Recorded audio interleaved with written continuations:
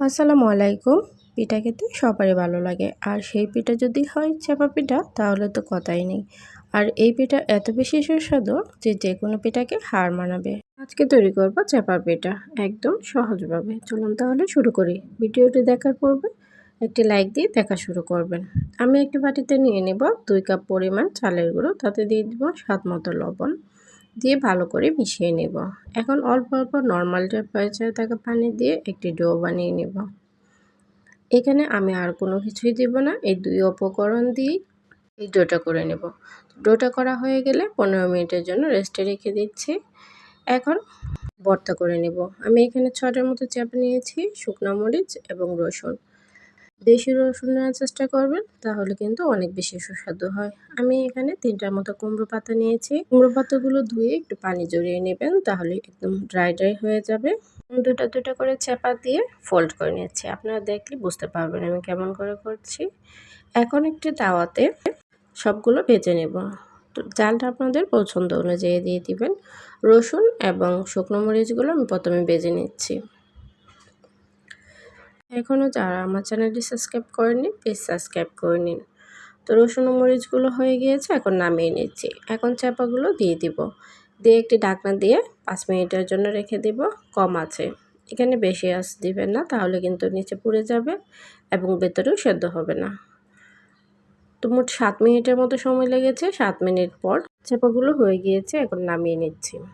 আপনারা চাইলে এটা তেলে ভেজেও করতে পারেন, কিন্তু আমি সাজেস্ট করব পাতা দিয়ে ভর্তা করলে খেতে অনেক বেশি সুস্বাদু হয়।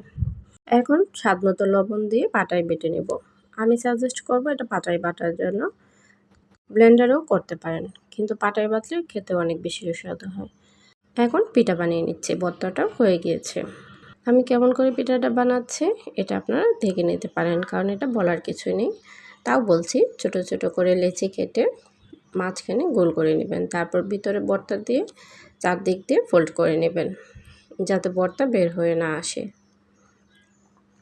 এখন হাতের 2 তালুর সাহায্যে এটাকে চ্যাপ্টা করে নেবেন। এই পিঠাটা কিন্তু ছোট করে বানালে খেতে অনেক বেশি মজা হয়, কারণ ছোট হলে মচমচে হয়, কিন্তু বড় করে যখন বানাবেন তাহলে দেখবেন যে ভিতরে ভর্তা থাকে কিন্তু খেতে মচমচে হয় না। তো আমি বলবো যে এটা ছোট করে বানানোর জন্য, কারণ আমি সবসময় ছোট করে বানাই। তো সবগুলো পিঠা আমি বানিয়ে নিব। এখন একটি তাওয়া গরম করে নিব। এই কাজটা তাওয়াতে করার চেষ্টা করবেন। যদি আপনি ফ্রাই প্যানে করেন তাহলে কিন্তু এটা মচমচে হবে না।